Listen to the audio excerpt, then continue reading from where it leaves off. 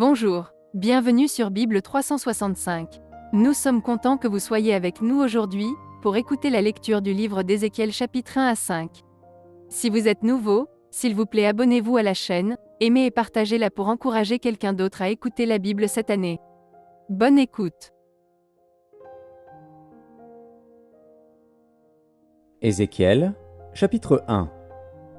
La 30e année, le 5e jour du 4e mois, comme j'étais parmi les captifs du fleuve du Kébar, les cieux s'ouvrirent, et j'eus des visions divines.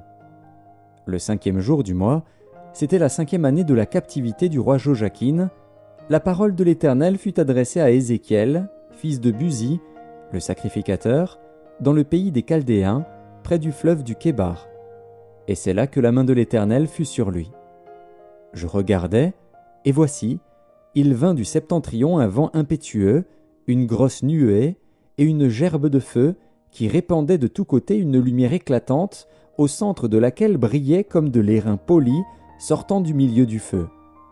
Au centre encore apparaissaient 4 animaux, dont l'aspect avait une ressemblance humaine. Chacun d'eux avait 4 faces, et chacun avait 4 ailes. Leurs pieds étaient droits, et la plante de leurs pieds était comme celle du pied d'un veau, ils étincelaient comme de l'airain poli. Ils avaient des mains d'hommes sous les ailes à leurs 4 côtés, et tous les 4 avaient leurs faces et leurs ailes. Leurs ailes étaient jointes l'une à l'autre, ils ne se tournaient point en marchant, mais chacun marchait droit devant soi. Quant à la figure de leurs faces, ils avaient tous une face d'homme, tous 4 une face de lion à droite, tous 4 une face de bœuf à gauche, et tous 4 une face d'aigle. Leurs faces et leurs ailes étaient séparées par le haut. 2 de leurs ailes étaient jointes l'une à l'autre, et 2 couvraient leur corps. Chacun marchait droit devant soi. Ils allaient où l'esprit les poussait à aller, et ils ne se tournaient point dans leur marche. L'aspect de ces animaux ressemblait à des charbons de feu ardent, c'était comme l'aspect des flambeaux, et ce feu circulait entre les animaux. Il jetait une lumière éclatante, et il en sortait des éclairs. Et les animaux couraient et revenaient comme la foudre. Je regardais ces animaux, et voici, il y avait une roue sur la terre, près des animaux, devant leurs 4 faces. À leur aspect et à leur structure, ces roues semblaient être en chrysolite, et toutes les 4 avaient la même forme. Leur aspect et leur structure étaient tels que chaque roue paraissait être au milieu d'une autre roue. En cheminant, elles allaient de leurs 4 côtés, et elles ne se tournaient point dans leur marche.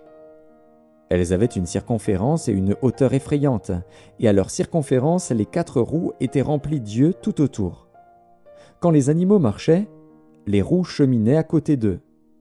Et quand les animaux s'élevaient de terre, les roues s'élevaient aussi. Ils allaient où l'esprit les poussait à aller, et les roues s'élevaient avec eux, car l'esprit des animaux était dans les roues. Quand ils marchaient, elles marchaient. Quand ils s'arrêtaient, elles s'arrêtaient. Quand ils s'élevaient de terre, les roues s'élevaient avec eux, car l'esprit des animaux était dans les roues. Au-dessus des têtes des animaux, il y avait comme un ciel de cristal resplendissant qui s'étendait sur leurs têtes dans le haut. Sous ce ciel, leurs ailes étaient droites l'une contre l'autre, et ils en avaient chacun d'eux qui les couvrait, chacun d'eux qui couvrait leur corps. J'entendis le bruit de leurs ailes quand ils marchaient, pareil au bruit de grosses eaux ou à la voix du Tout-Puissant. C'était un bruit tumultueux, comme celui d'une armée. Quand ils s'arrêtaient, ils laissaient tomber leurs ailes. Et il se faisait un bruit qui partait du ciel étendu sur leurs têtes lorsqu'ils s'arrêtaient et laissaient tomber leurs ailes. Au-dessus du ciel qui était sur leurs têtes, il y avait quelque chose de semblable à une pierre de saphir en forme de trône. Et sur cette forme de trône apparaissait comme une figure d'homme placée dessus en haut. Je vis encore comme de l'airain poli, comme du feu, au-dedans duquel était cet homme et qui rayonnait tout autour. Depuis la forme de ses reins jusqu'en haut, et depuis la forme de ses reins jusqu'en bas, je vis comme du feu et comme une lumière éclatante, dont il était environné. Tel l'aspect de l'arc qui est dans la nue en un jour de pluie, ainsi était l'aspect de cette lumière éclatante qui l'entourait. C'était une image de la gloire de l'Éternel. À cette vue, je tombai sur ma face et j'entendis la voix de quelqu'un qui parlait. Ézéchiel, chapitre 2. Il me dit, « Fils de l'homme, tiens-toi sur tes pieds, et je te parlerai. » Dès qu'il m'eut adressé ces mots, l'Esprit entra en moi et me fit tenir sur mes pieds.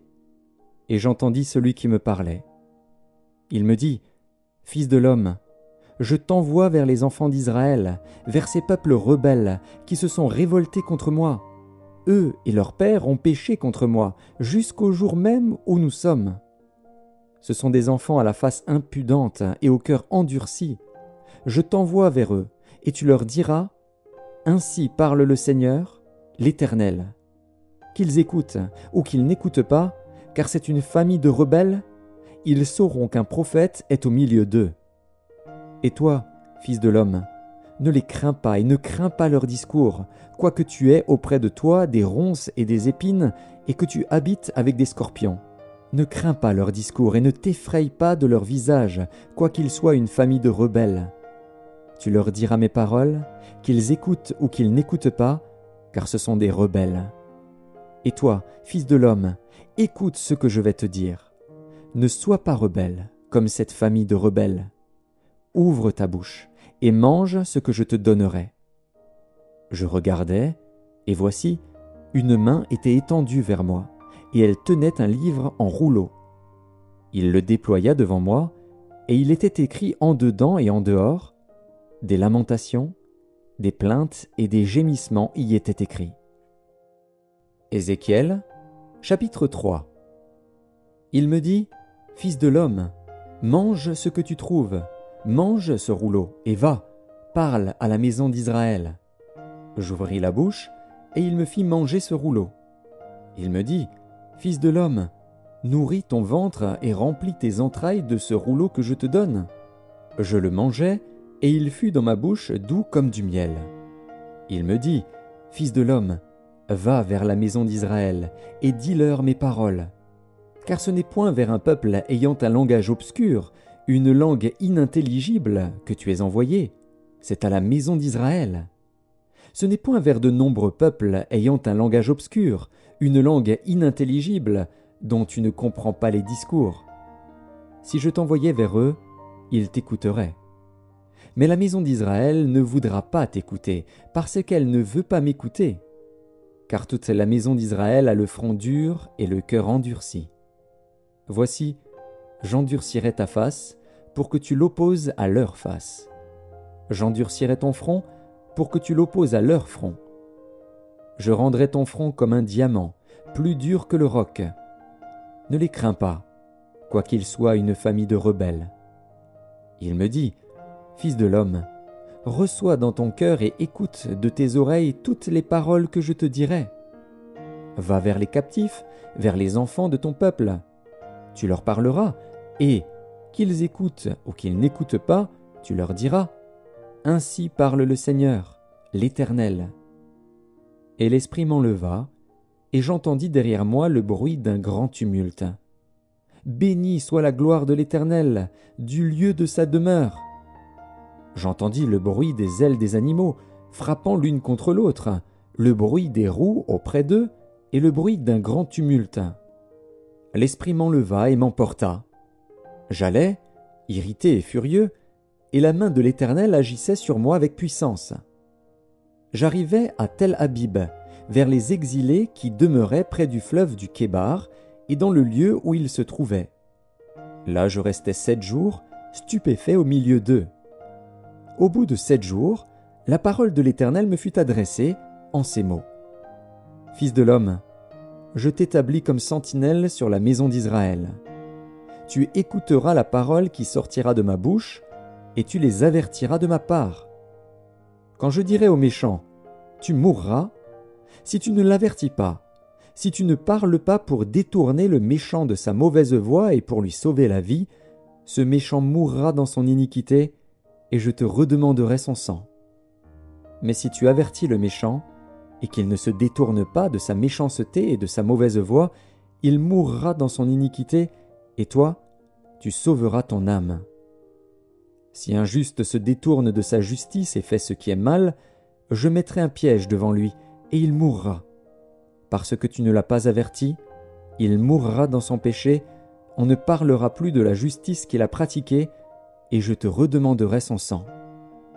Mais si tu avertis le juste de ne pas pécher, et qu'il ne pêche pas, il vivra, parce qu'il s'est laissé avertir, et toi, tu sauveras ton âme. » Là encore la main de l'Éternel fut sur moi, et il me dit, « Lève-toi, va dans la vallée, et là je te parlerai. » Je me levai, et j'allai dans la vallée.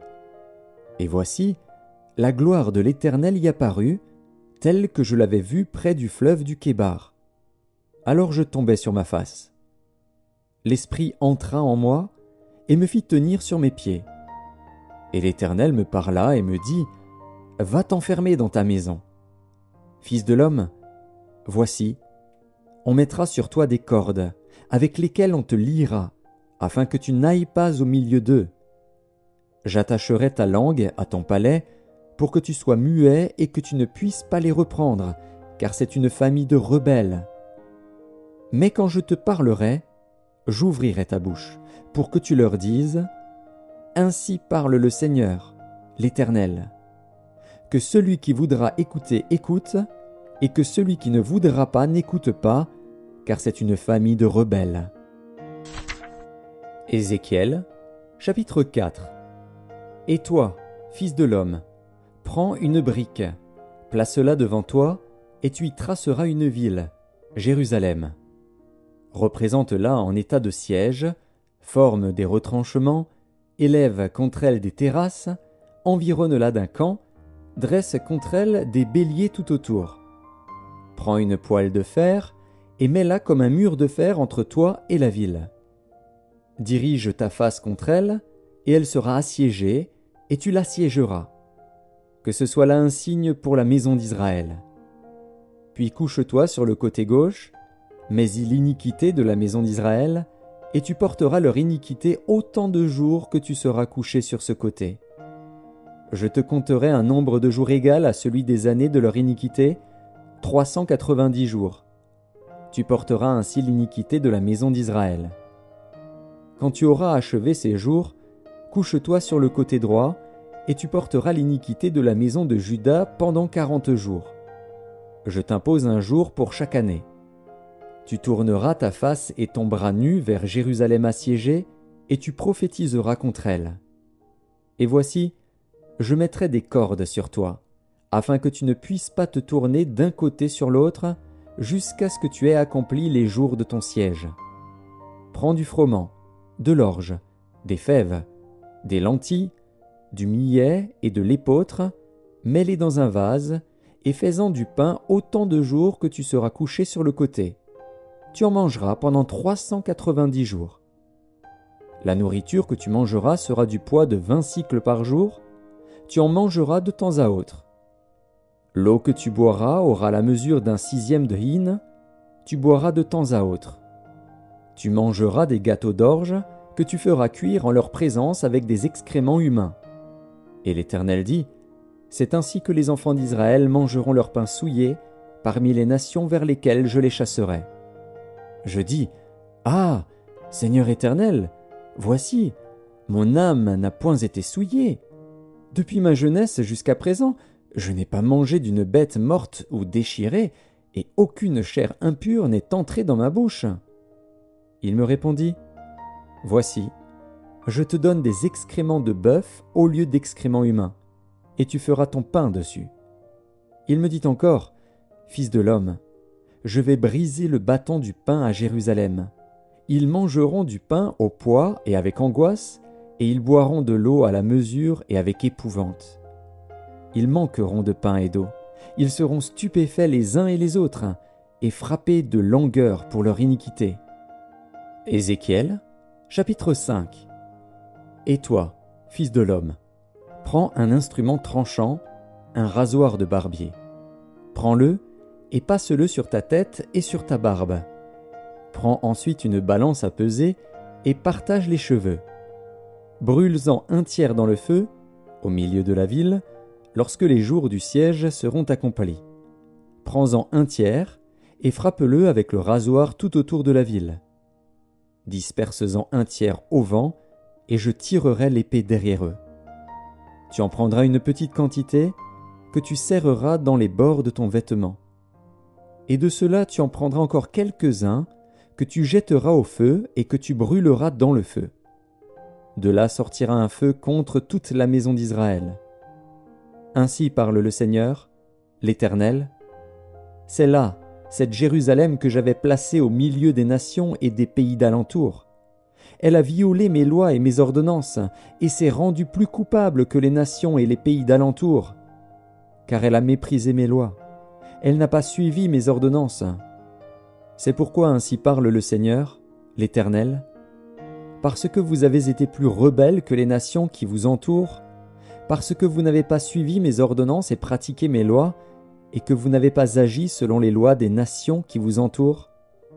À cause de cela, ainsi parle le Seigneur, l'Éternel, voici, j'en veux à toi, et j'exécuterai au milieu de toi mes jugements sous les yeux des nations.